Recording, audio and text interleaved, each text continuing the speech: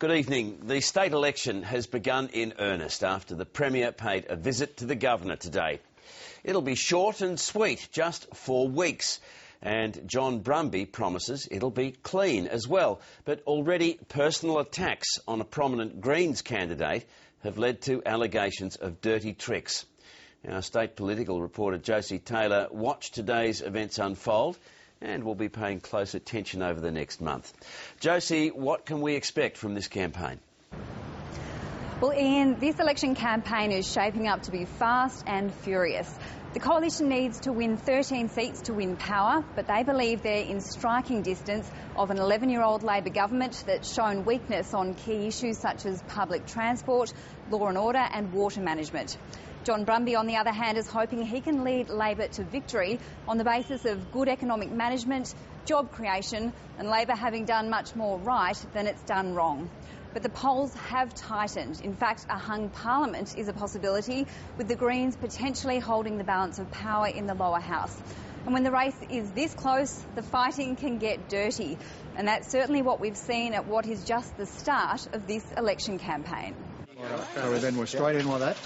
John Brumby wasn't afraid to get his hands dirty while pledging more money for trade schools. No, he's determined to get it right. But he's promising a clean election campaign. With positive policies about the future of our state. But it's not so far, according to Greens candidate and barrister Brian Walters.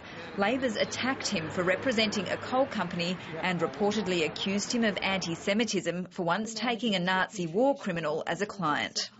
I think there is a sinister undertone to this. It demonstrates that they are not prepared to deal with the real issues in this state election. I think it's both dirty and stupid.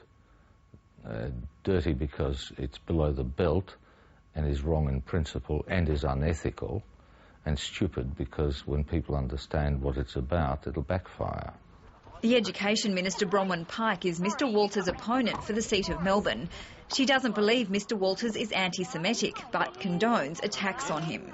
Everyone needs to be accountable in public office for the things they say and the things they do. Earlier, the Premier took the writs to Government House, although they won't be formally issued until tomorrow. Was this morning's event just about publicity?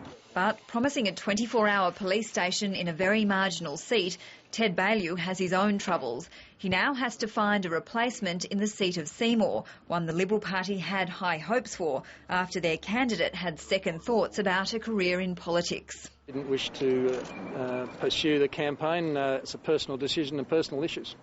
As they say, it's a brutal business. Josie Taylor, ABC News, Melbourne.